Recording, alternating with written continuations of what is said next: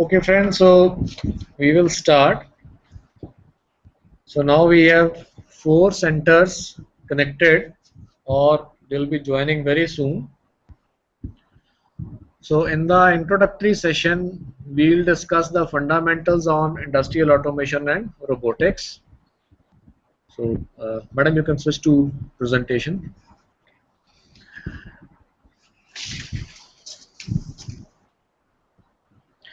So as all of us know, okay, in this presentation, this is the layout. We'll have introduction to automation, then a brief introduction to actuators, uh, something brief about PLC and robotics. So in the first session, I will not be going through the whole of the presentation, but I'll go through as is required in the introductory session. So as all of us know, automation is doing something without or with minimal human assistance. So automation can be defined as the technology by which a process or procedure is accomplished without human assistance. The term automation was coined by a person, Del Harder, who was working in Ford Motor Company in the year 1946. For implementing automation, we need a program of instructions combined with a control system that executes the instructions. So when we talk of control system, the control system will consist of primarily 4 components: actuators that will actually do the work, sensors which will provide the feedback about the various parameters, the controller which will receive information from sensors and accordingly switch on or switch off the actuators or change their speed, etc. And the fourth major component is the signal conditioning.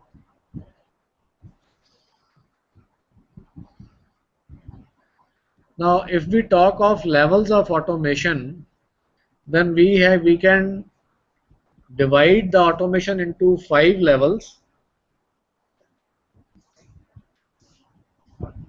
Automation robotics? No, that is upstairs. Okay.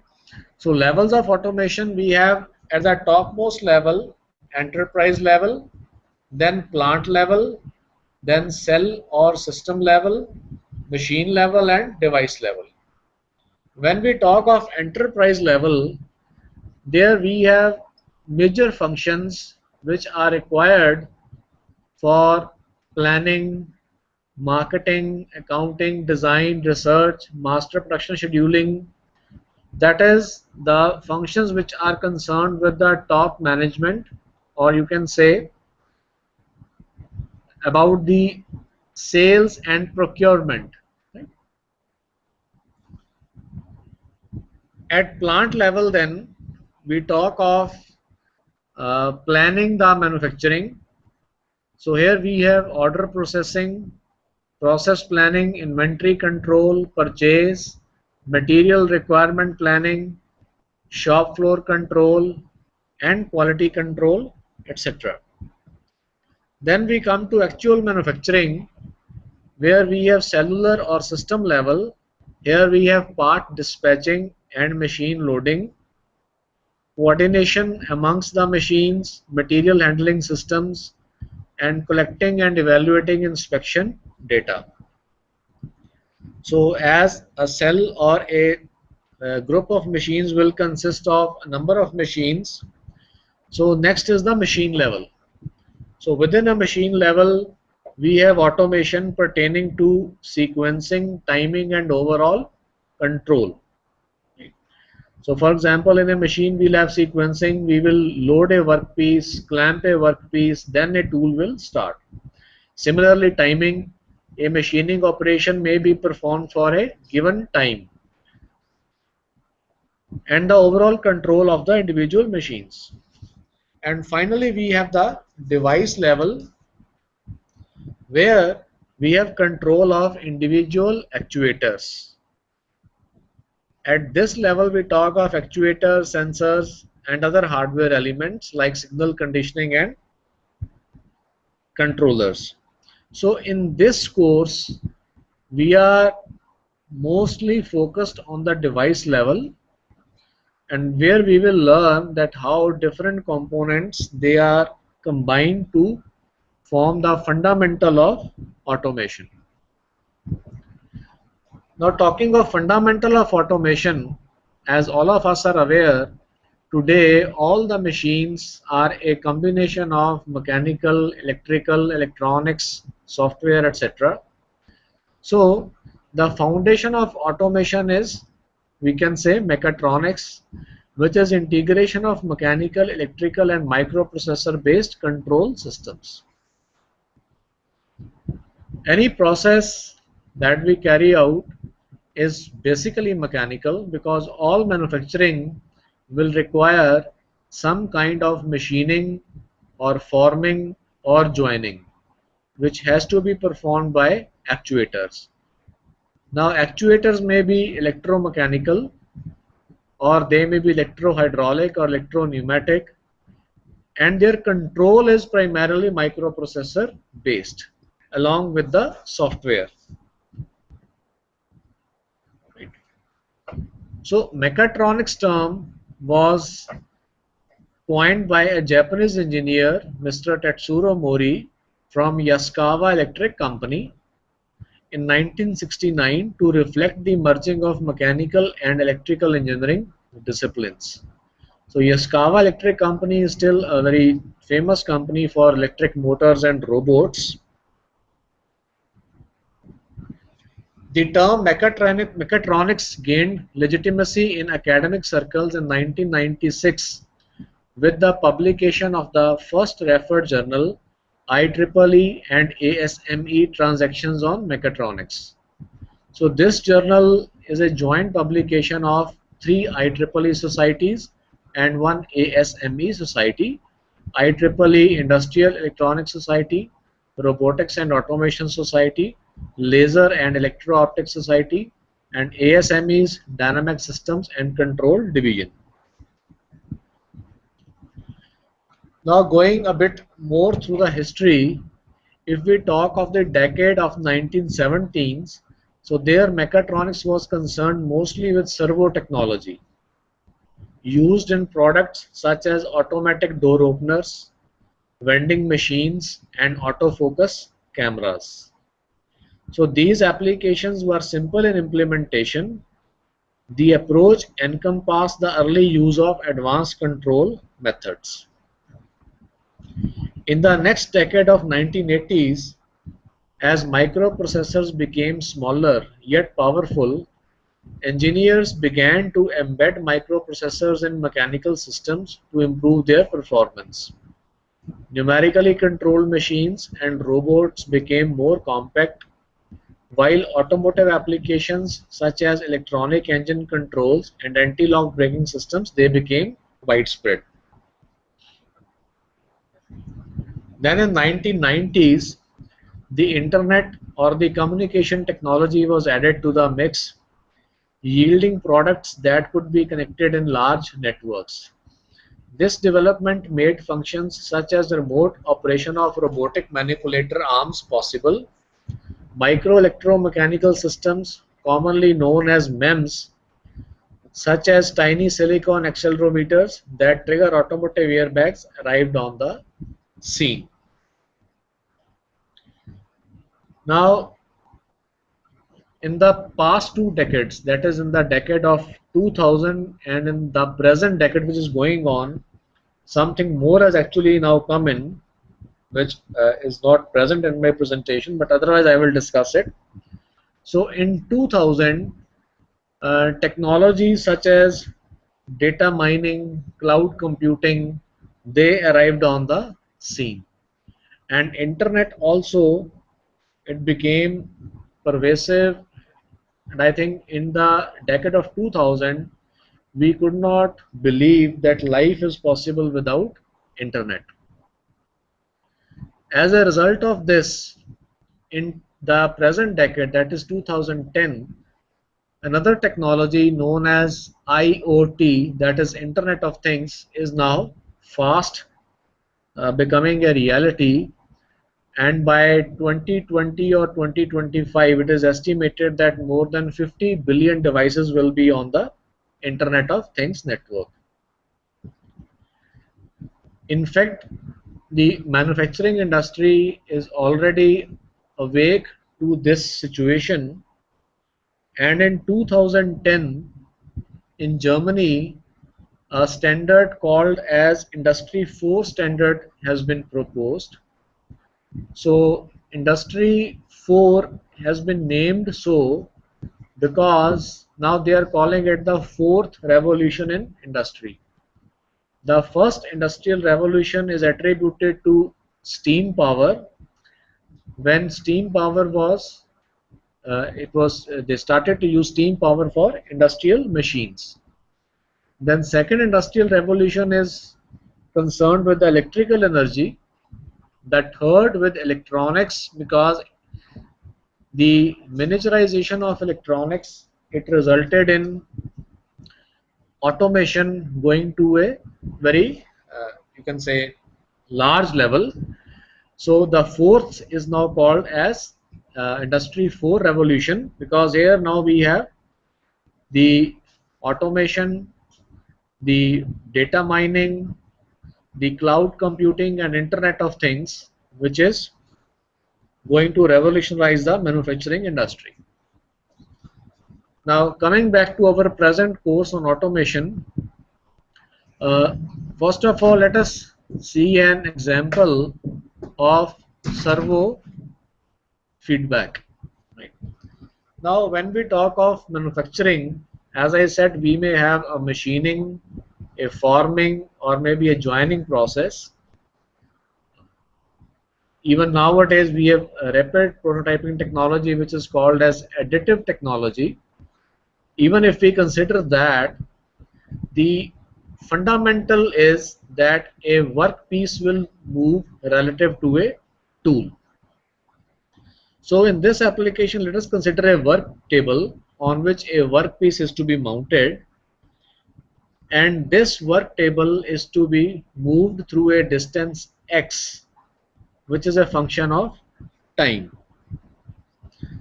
Now the first problem is, or the first challenge is, how to move the work table.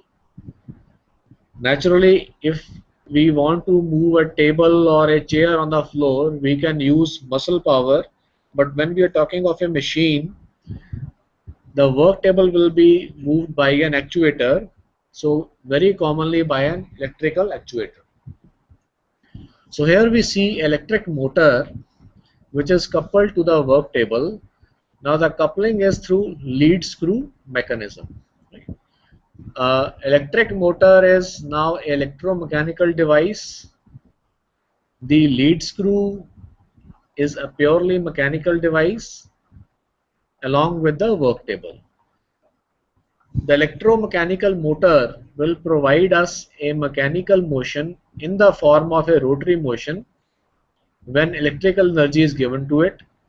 The lead screw is designed to convert the rotary motion into linear or translational motion, and accordingly the work table will move.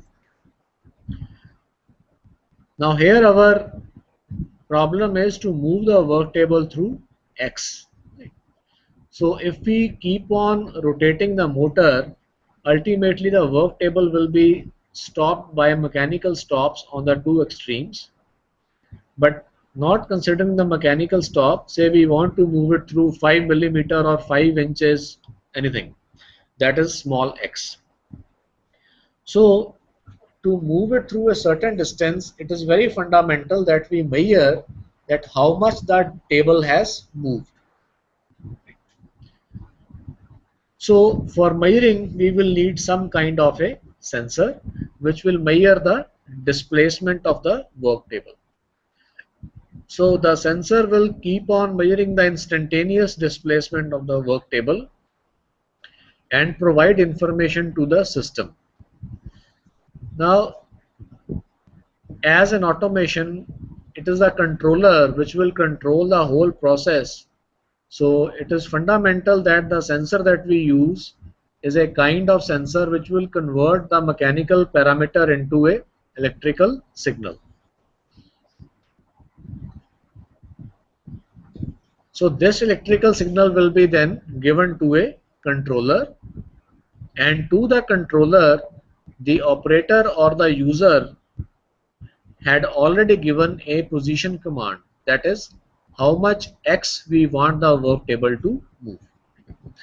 For example, in the case of a microwave oven in our homes, to the controller we provide normally the time for which we want the operation to take place. And when we start the microwave, the instantaneous time is measured, and when the instantaneous time becomes equal to the time that the user has specified, the microwave will stop. So the same thing is here.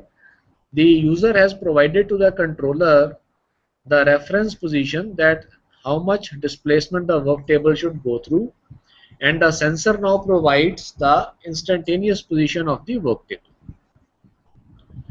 So, but if we look at our this slide, from the sensor to the controller, the connection has been shown by a dashed line. Why? Because we need some other thing in between the sensor and the controller, that is signal conditioning. Because we should remember that the output of a sensor may not be suitable for a controller. Suitable in many forms. For example, the output of the sensor may be a very small voltage which may not be discernible for the controller. The controllers are all electronic devices, electronic circuits consisting of microprocessors and other ICs.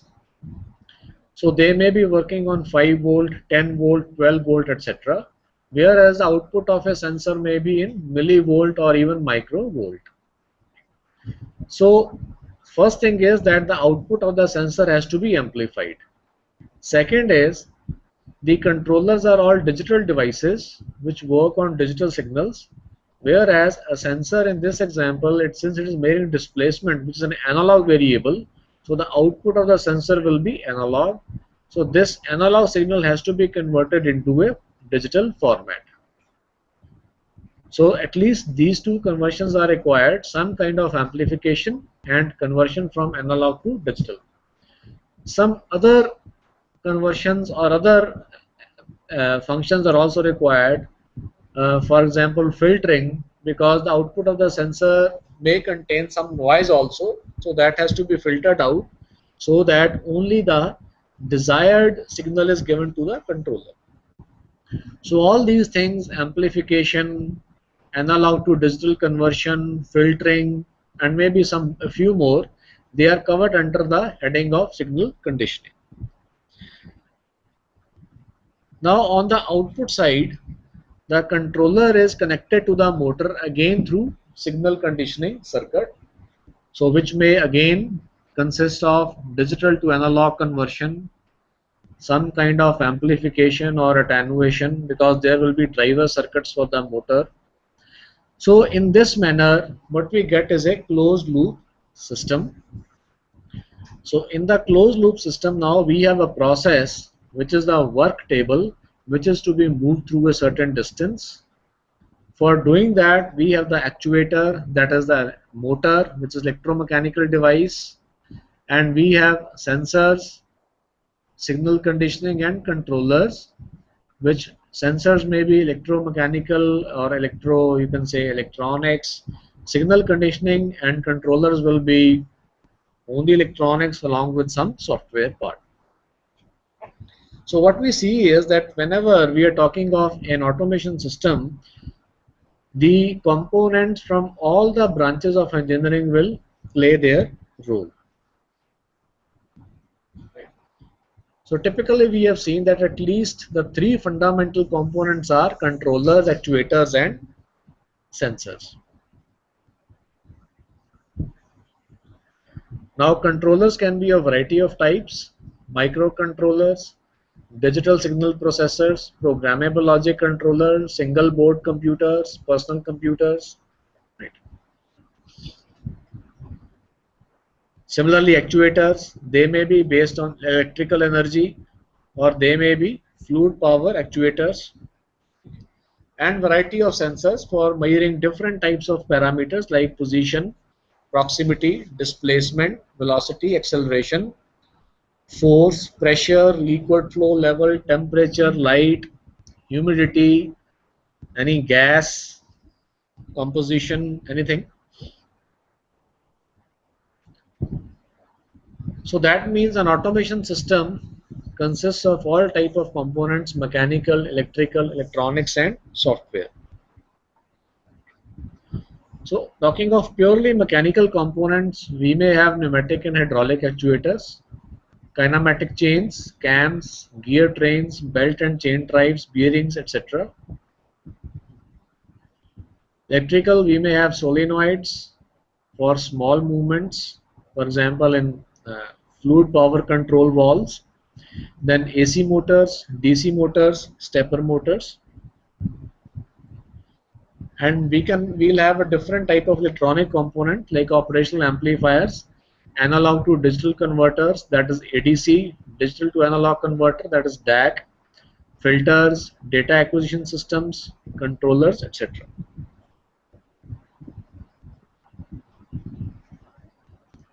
Now, actuators are primarily electric or hydraulic or pneumatic.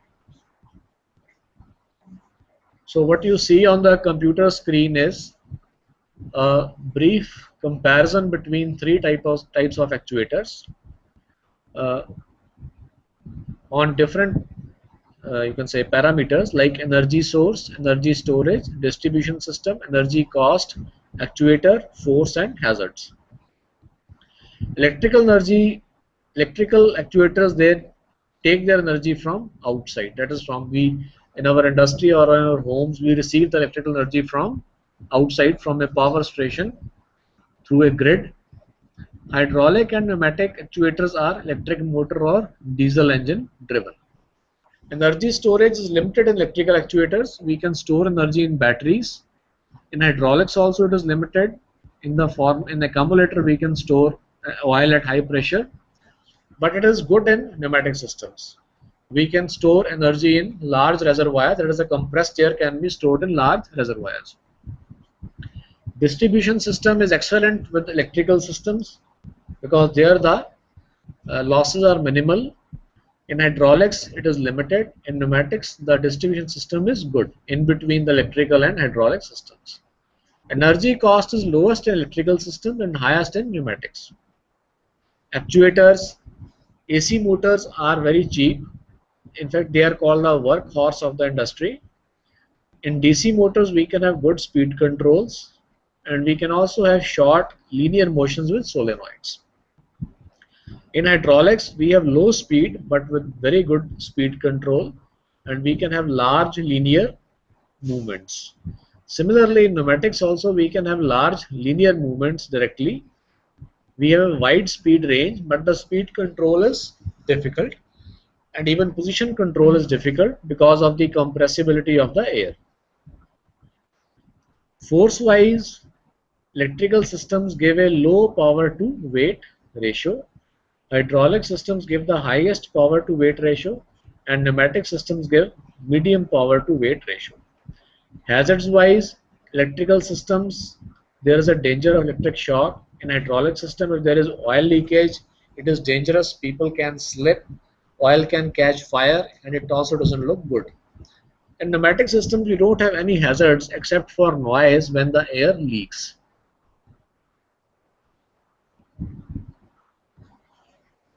So this is a very brief introduction to fluid power systems. Hydraulic systems, they use incompressible medium like oil. Their operating pressures are high, 150 bar.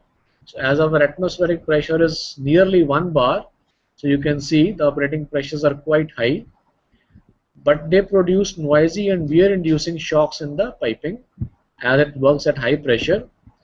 Pneumatic systems, they use compressible medium, mostly air, Operating pressures are 10 bar, 15 bar, 20 bar, and they are softer in action because of the, again, air compressibility. In fluid power systems, the basic elements are power sources, cylinders, control valves, and fluid lines. In power sources, hydraulic systems will use hydraulic power packs, and pneumatic systems, they require air compressors. Cylinders can be single acting, double acting, rotary also. Control valves, we require three types of control in fluid systems. One is directional control. That is because cylinder has to be moved in two directions, in the forward direction and in the backward direction. Then flow control. The flow of oil or air has to be controlled so that the speed of the piston in the cylinder can be varied. And pressure control is required because so that we can have different pressures and hence different force available at the piston for doing the work. Then to connect the different components, we need fluid lines. There may be piping, there may be tubing. So it's a very simple line diagram of a single acting cylinder where we have a barrel. Inside the barrel there is a piston. For a single acting cylinder there may be spring on one side of the piston. So if we push the air or oil into this side, the piston will move forward, and when the fluid is taken out, then the spring will push the piston back. For a double acting cylinder, we have two ports, say X and Y. So when the piston is to be moved in the forward direction, we will push the fluid in through X and take the fluid out through Y from the other side of the piston. The piston will move forward. And to move the piston backward, we will push the fluid in through Y and take the fluid out through X. So this is not required now. Now, as it's an introductory lecture, so I would like to show you some animations about fundamentals of how hydraulic or pneumatic systems work, because from there only we will develop a understanding of that how does the controller play their part in automation. Now if you look at this diagram, what you see is a single acting cylinder. It's a pneumatic cylinder with a piston and a spring on one side.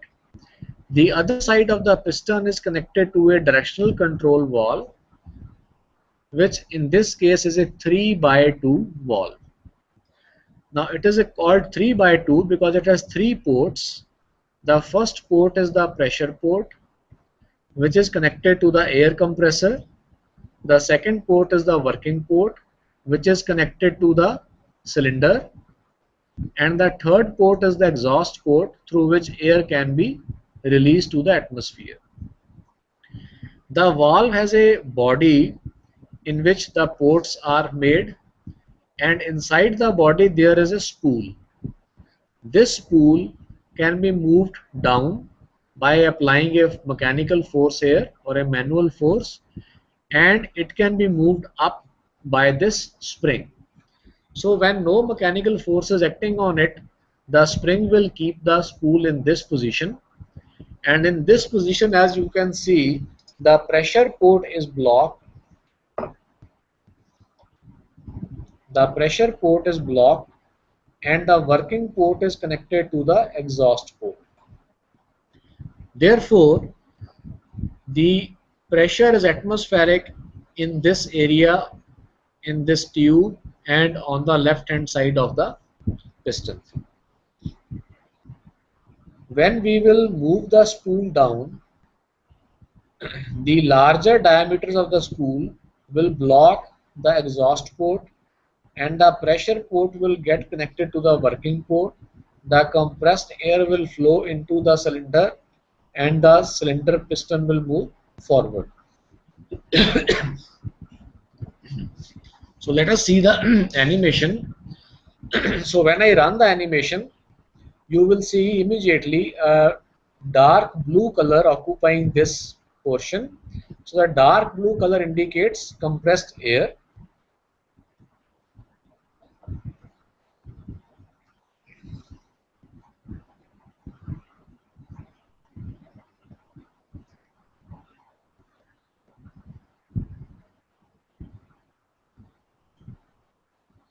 So as you saw in the animation, that when the spool is in this position, the compressed air is blocked here. But when the spool moved down, the compressed air flowed into the cylinder. So we can see it once more, then we will proceed further.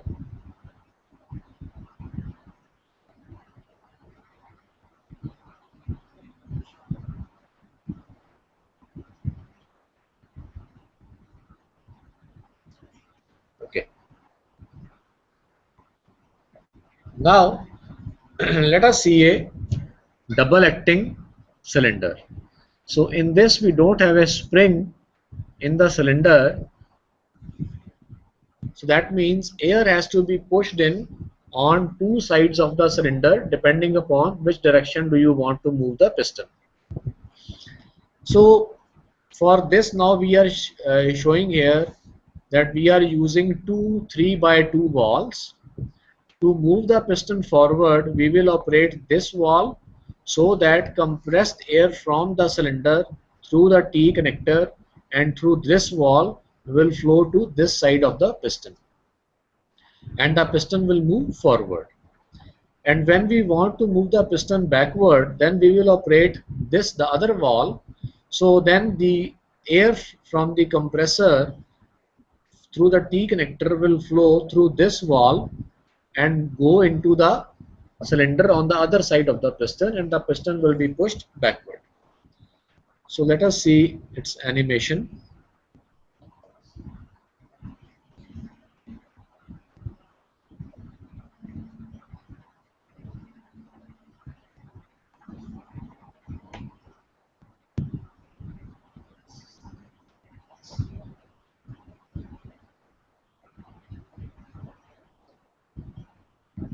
Right. So what we just saw,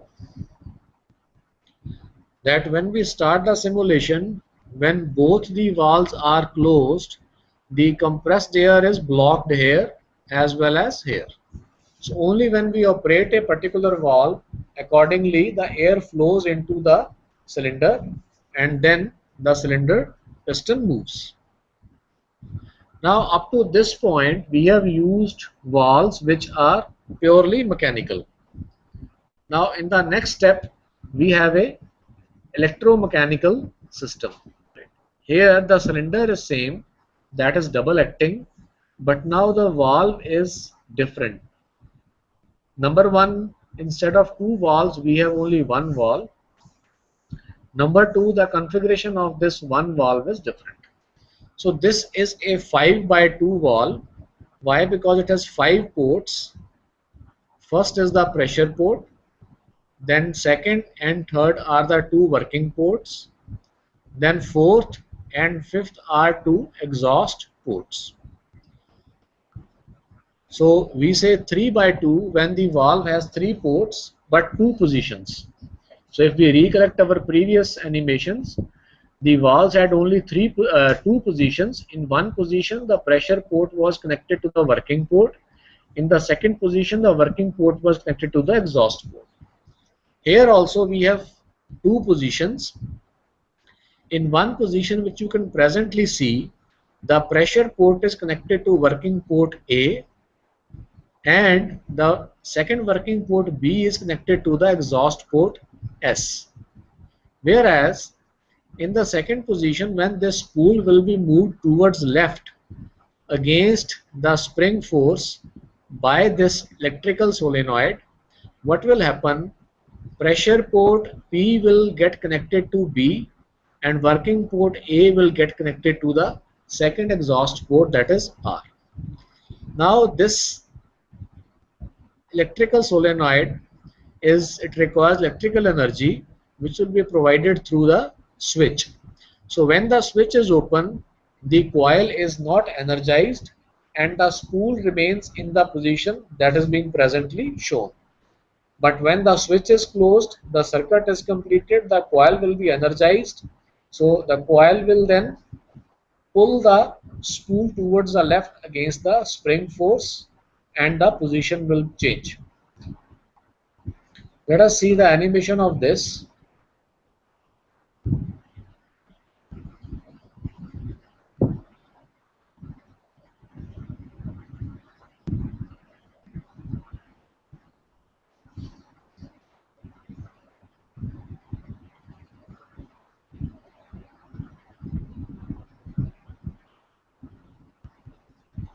So what we saw here was that since this is the position when the coil is not energized, so when we start simulation, air from the compressor moves through the port P to the port A into the cylinder and the piston moves forward.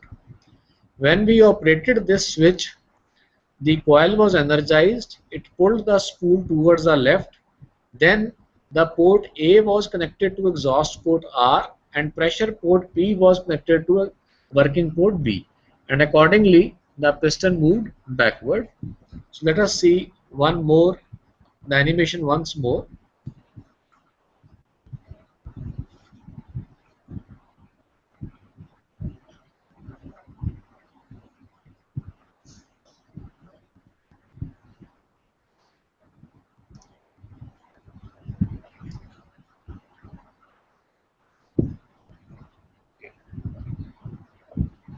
So now what we have seen is that we started with a single acting pneumatic actuator which was being controlled by a single 3x2 manually operated directional control valve.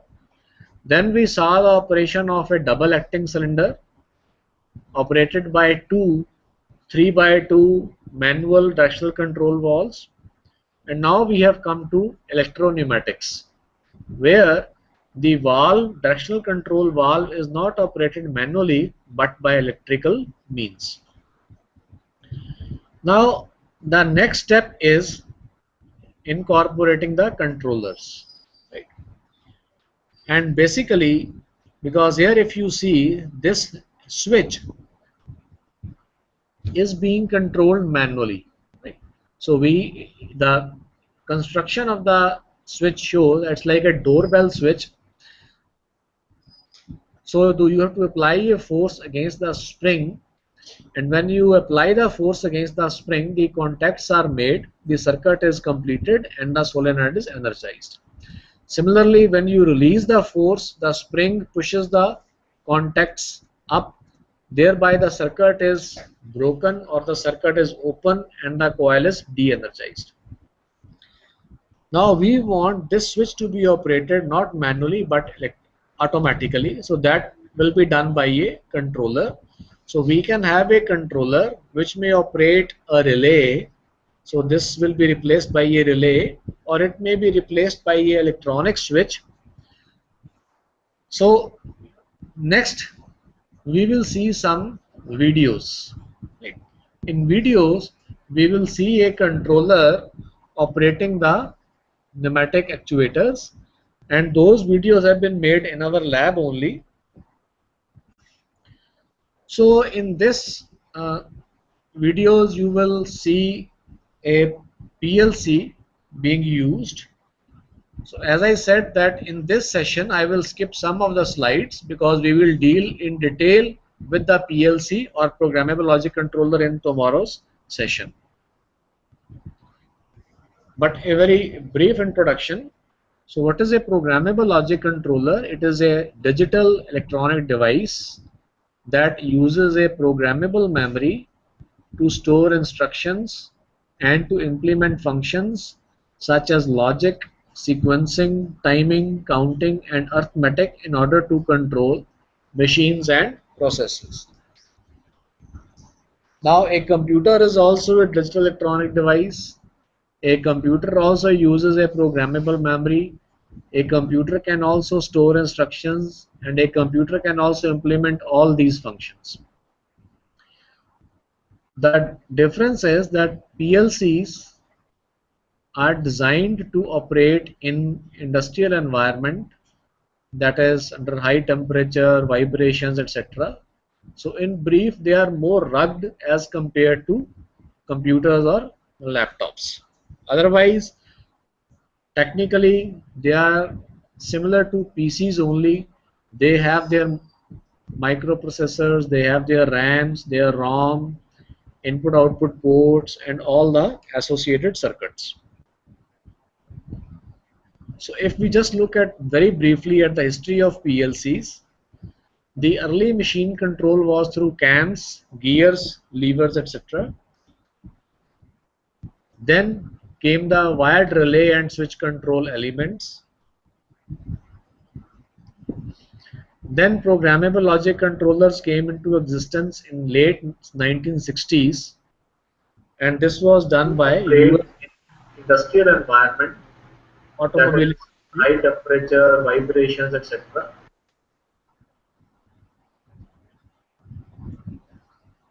Okay. Initially, these PLCs were called programmable controllers or PCs. But in 1980s, when PCs became personal computers became very popular in the world, and PLCs were only confined to the industries, so the term PC was then generally associated with a personal computer. So therefore, the programmable controllers nomenclature was changed to programmable logic controllers, and now they are called as PLCs. So this is a photograph of the PLC that we have in our lab. So in the videos also, you will see this PLC in action. In general, this is the block diagram of a PLC. A PLC will receive, initially these PLCs were called programmable controllers or PCs. But in 1980s, when PCs became personal computers became very popular. And is there a lag? Okay. Okay. So a PLC will receive inputs from the sensors which are connected to the devices, and we will have a control program or logic fed into the PLC. So based upon the logic and the sensor information, the PLC will control the output devices such as motors, relays, etc. So you can see this is a block diagram of a PLC, very similar to a personal computer. It has a CPU, it has input interface, output interface, it has volatile memory, RAM, and it has non-volatile program backup memory.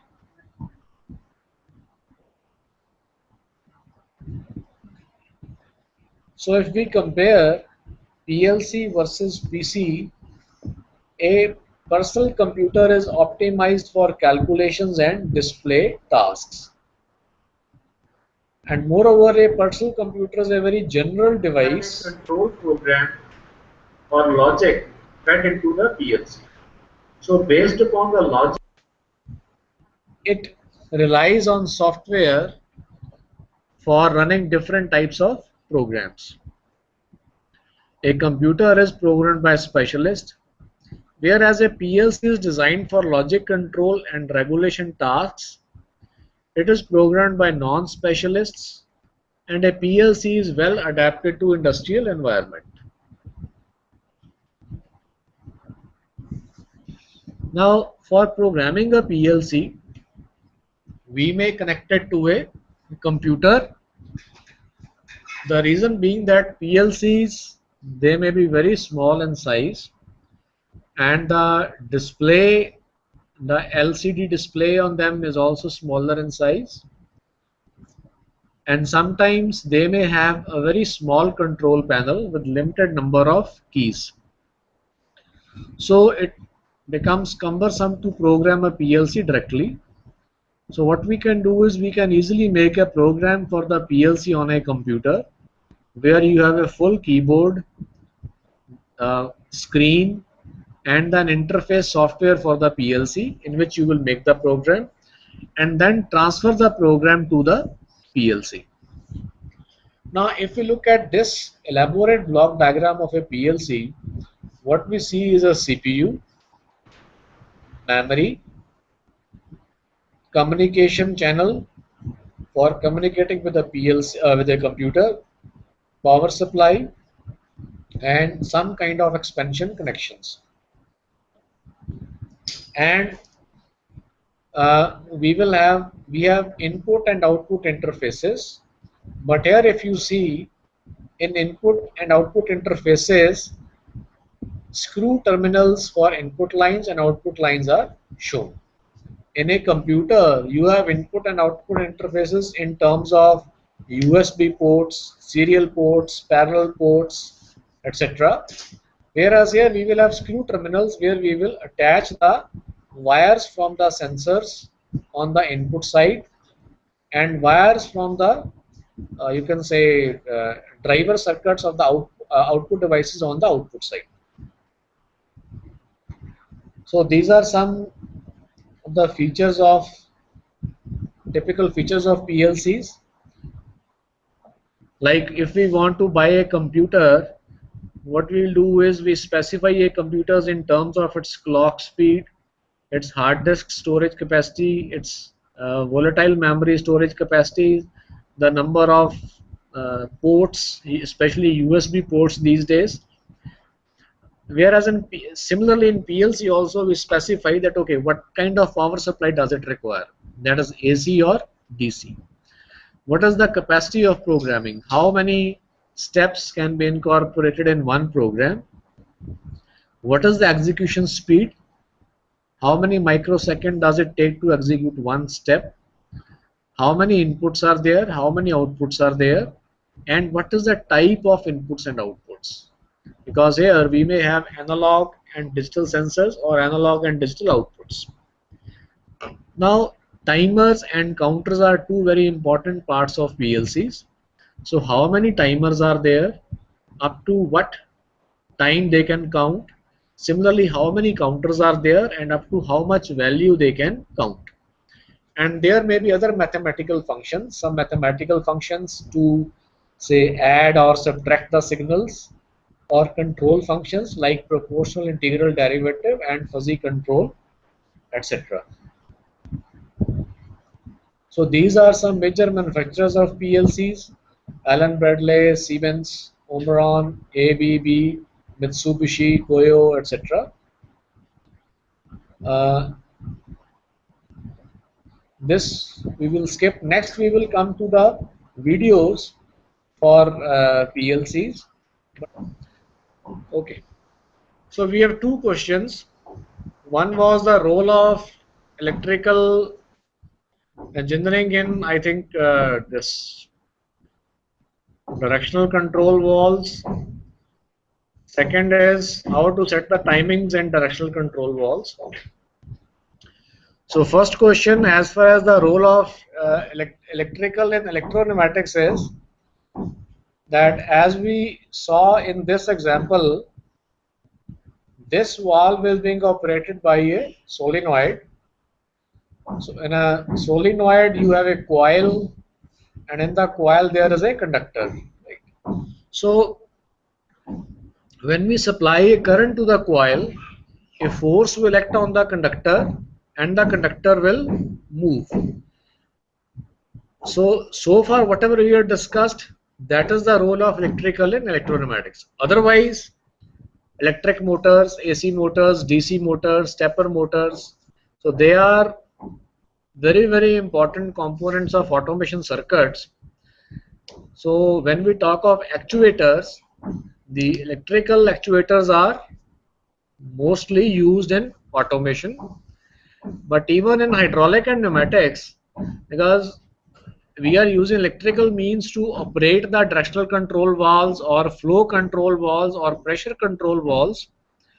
So switching on and off the directional control valves as well as positioning them, because there right now we are considering 5x2, 3x2 walls only, but there are infinite position walls also, where the position of the spool can be adjusted so that along with the position the flow can also be controlled. So there also all this control is by means of electrical current only. So electrical engineering has a very important role to play in automation. About the second question on setting the timing in directional control valves, there can be two methods. One is that some valves they have inbuilt feature of setting the timings. Uh, so we will discuss that in the appropriate session. The second is that we set the timing in the controller, and accordingly the controller will operate the valve at that time. So both these methods will be shown in our discussion. So in this week, let me just emphasize that our discussions will be through animations, videos, and some limited practical demonstration also that you can see on the camera. So what I mean to say is our focus will be on showing to you things in action, because theory you can always go through in the books.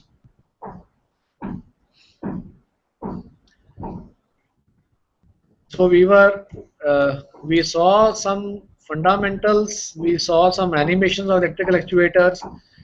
So all this we are doing so as to have an overview of automation in this session. So we were here, this was the last slide we discussed before the tea break. Now we will see some videos. So these slides which you are presently seeing, these we will discuss in the tomorrow's session when we discuss PLCs. Now let us have a look at this board that we have in our lab. What you see in this picture is a programmable logic controller which is connected to a number of actuators and sensors. First of all, let us see the actuators. Here what you see is a double acting pneumatic cylinder which is controlled by a 5x2 directional control valve. So I'll just take a break. Let me attach a mouse to it.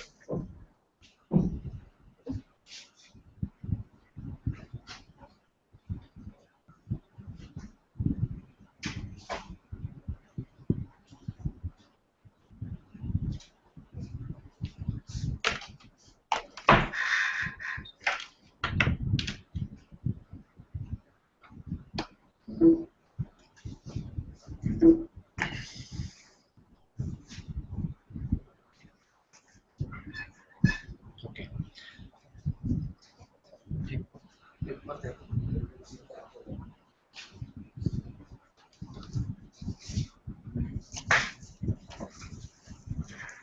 Okay.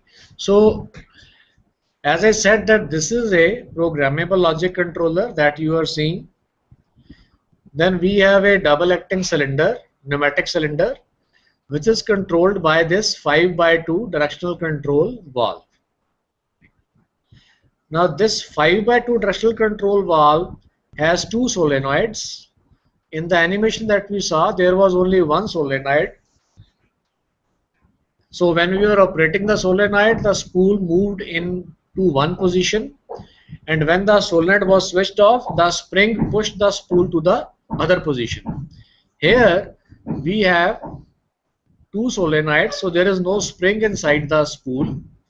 So for one position we operate this solenoid, for second position we operate this solenoid. We will also see the close-up of these pictures. Now for this pneumatic cylinder, because the piston will be either fully extended or fully retracted, so to sense the two position we have two proximity sensors. These two are capacitive type proximity sensors. Now this sensor is connected to input port number 1 of the PLC here, somewhere here. The second one is connected to input port number 2 of the PLC. These solenoids are the outputs, so they are connected to the PLC on the output side. So you will see them when we have a close-up view of the PLC. Similarly, this is a single acting pneumatic actuator controlled by a 3x2 solenoid valve having one solenoid, again two proximity sensors. Then this is an AC induction motor, synchronous motor, which can rotate in clockwise and anti-clockwise direction. Similarly, this is also an identical AC synchronous motor which can rotate in clockwise and anti-clockwise direction. These are some more, these are proximity sensors and these are limit switches. So on this board, we have a total of 11 sensors, number 1, number 2, number 3, number 4, 5, 6, 7, 8, 9, 10 and 11. And we have a total of 7 outputs. Output number 1, output number 2, output number 3, then output number 4 for clockwise and output number 5 for anti-clockwise. Similarly, output number 6 for clockwise and output number 7 for anti-clockwise. Now this is the close-up of the PLC. So on this, what you see is that there is a display. Then there are 5 buttons here for programming. Now on this side, what you see is screw terminals for the input, and on this side we have screw terminals for the output. Now these screw terminals are covered by this connector. This connector basically connects this wire to the serial port of the computer so that we can make the ladder diagram in the computer and transfer it to the PLC. All these wires are of the sensors and the wires on this side are of the outputs. You may be able to see there are number beads on the wires which indicate that okay, which wire is coming from which sensor. And this PLC is an ABB make PLC, as you can see from here.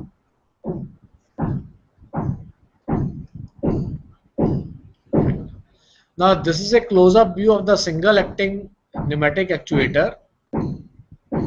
So here you can see that we are controlling this actuator with this valve.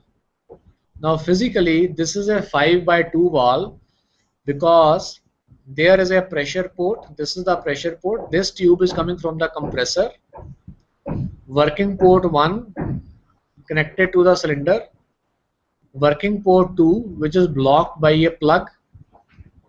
There is one exhaust port and there is second exhaust port. But we are using it as a 3x2.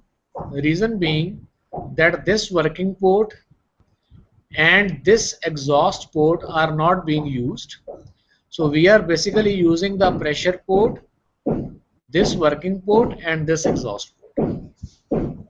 Now this has a single solenoid and it also has a spring inside, like similar to the one you saw in the animation. Now when the solenoid is not energized, the spool position is such that the working port is connected to the exhaust port and the pressure port is blocked. Whereas when the this solenoid is energized, it moves the spool in such a way that this exhaust port is blocked and the pressure port is connected to working port. That is, then the piston will extend. Now the retracted position and the extended position are sensed by this sensor and this sensor respectively. This is connected to input number 3 of the PLC, and this is connected to input number 4 of the PLC. This is the output number 3 of the PLC. So just remember input number 3, input number 4 and output number 3. Why? Because you will shortly see a video. Now before we see a video, what you see on the screen is a program of a PLC. It's a one-line program. We will be doing this programming in detail tomorrow, and programming is quite easier, and in one day only you will be able to grasp the fundamental of the ladder programming. So what you see in this diagram is two vertical lines and one horizontal line. Horizontal line has I4 symbol here and Q3 symbol here. Now it is 4 and I means input. Input 4 is, now we are referring to this sensor input 4, and Q3 is referring to this coil. So what we are saying in this program is that when input number 4 senses something or input number 4 is closed, then output number 3 should be switched on. So let's see the video.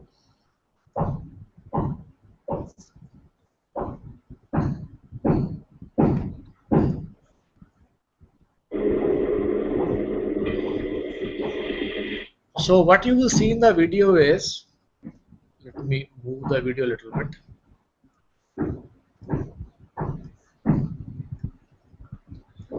So what you will see in the video is that when an object is brought in front of this proximity sensor, the piston will move forward. As long as the object is here, the piston will remain extended, but when the object is removed, the piston will move back. That is so because in the program we have said that when input number 4 is closed means it is working, then output number 3 should be switched on.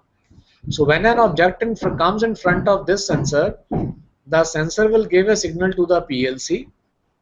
The PLC will then start this solenoid, due to which the pressurized air will flow into the cylinder and the piston will move forward. And all sensors normally have a visual indicator, kind of LEDs attached to them. So I hope that when this sensor works, when the pen will be brought in front of it, you should be able to see an LED glowing here. Now I will start the video.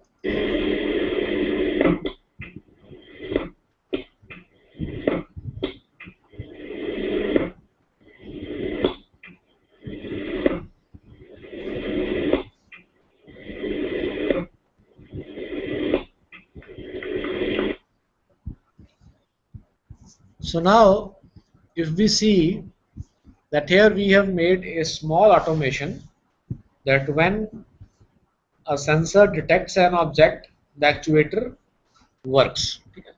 This kind of scenario is encountered on normally conveyors, that as conveyors are moving on which the components are moving, when the component reaches a particular location where the sensor is mounted, a pneumatic cylinder will normally eject it and push the component into a bin or into a lorry or something.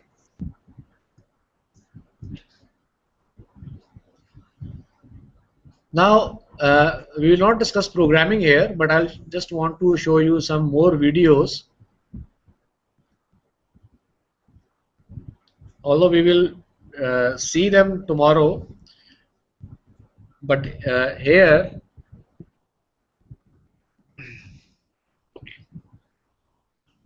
now this is a close-up view of the double-acting pneumatic actuator.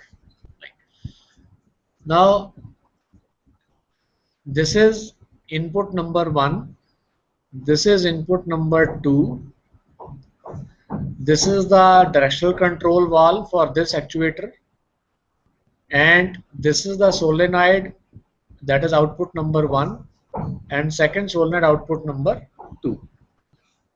So if we look at a program, what you see is that now this program has two lines. In the first line we are saying that when I1 is closed, Q1 should be switched on, and when I2 is closed, Q2 should be switched on. So looking at the system, now you can see when the piston is in this position, I1 will be closed. That means then we are asking the controller to start Q1. When that happens, pressurized air will flow to this side and the piston will move forward. Now when the piston moves forward, this will stop sending signal, this will become open, and when this reaches here, this will start sending signal to the controller, that is I2 will be closed. When I2 is closed, then as per the program, the controller will switch on Q2. When that happens, pressurized air will flow on this side, and then the piston will move backward. So when the piston moves backward, again this will switch on. So what will happen? The cylinder will keep on reciprocating. So let us see the video of this.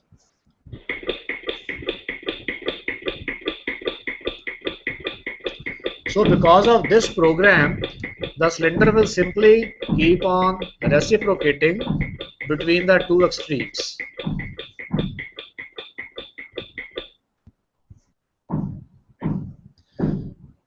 So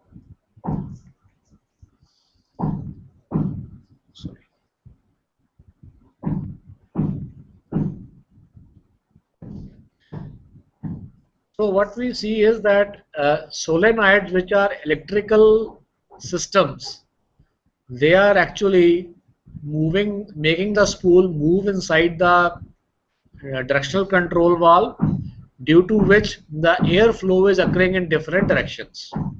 So electrical systems have a very important role to play as actuators in automation systems. Second thing is the PLC, which is an electronic component. So now it is the PLC in whose memory the program is running, and based on the program and the signals it receives from the sensors, it is actuating the electrical outputs.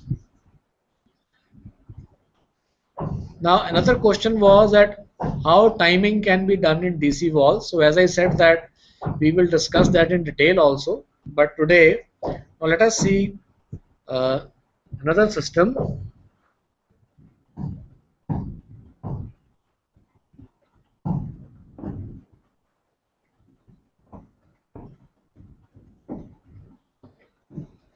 Now here, this is the same system for which we saw the video right now, a double acting actuator controlled by 5x2 directional control valve having reciprocating motion, but right now we are introducing a time delay. Look at this diagram, and if you recollect, the first line is same as in the previous program. Input I will result in switching on Q1. Second line I2. Now here instead of Q2 we have a timer, and in the third line the timer is now activating Q2. So what we have done, we have inserted a timer between I2 and Q2. So what will be the effect? That when the piston is retracted, I1 is closed, immediately Q1 will be switched on and the piston will move forward. Now when the piston moves forward, I2 will be closed, but then what will happen? That event will trigger a timer. The timer, in the timer we have set some time, maybe 5 seconds, 10 seconds. So only after that time has elapsed, then only Q2 will be switched on. So let us see the video.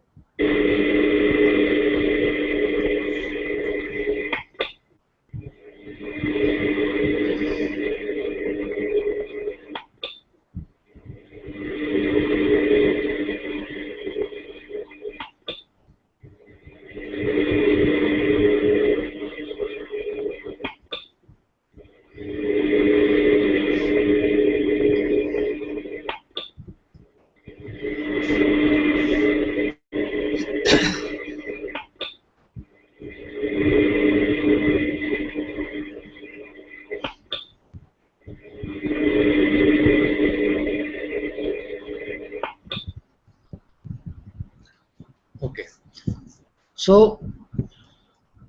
what we just saw was that incorporating a time delay in operating a cylinder. Now there is a very important point to be noticed here. In our previous example, the piston was reciprocating continuously, whereas in this example, the piston is reciprocating, but there is a time lag when it starts the backward journey. Now we have made changes to the behavior of the system or to the functionality of the system by simply changing the program. Right? So when we have a controller, then we have a flexible automation or a flexible system whose functionality can be changed by simply changing the program. We need not make changes to the hardware circuit. This thing will discuss in the afternoon session, that we'll elaborate on this. Now another feature which I will demonstrate just right now is along with the time delay counting, because I said on a previous occasion that timers and counters are two very important components of automation as well as of PLCs. Again, our system is the same double acting cylinder, the same directional control valve, same sensors, same coils. But now the program has been further changed. We have I1, input sensor number 1, and Q1, coil number 1. Now we also have another component in the circuit which is basically a counter. Then we have I2. I2 we are using to start the timer as well as to increment the counter. The last line remains same. The timer is actuating Q2. Now let us see the video. So here what you will see is that the piston will extend for a limited number of times, then it will come to a halt.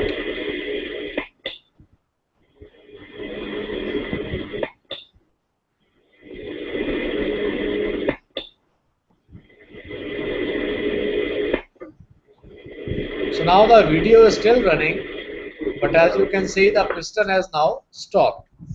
The reason being that a count value of 5 was given in this program to the controller, so that after making 5 strokes the piston should stop. So this was a brief introduction about automation. The second major component of this course is robotics. So we will now have a brief introduction to robots.